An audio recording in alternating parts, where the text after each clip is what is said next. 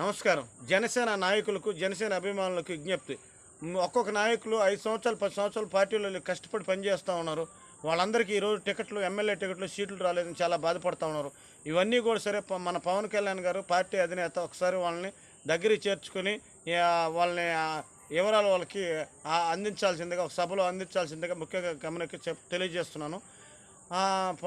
అలాగే పవన్ కళ్యాణ్ గారు తప్పే అనుకోవడం అది మన పొరపాటు. చంద్రబాబు నాయుడు కూడా వాళ్ళని దగ్గరికి చేర్చుకొని వాళ్ళ విమర్శలు ఏంది తెలియజేయాల్సిన బాధ్యత చంద్రబాబు నాయుడు గారి మీద ఆధారపడి ఉంది.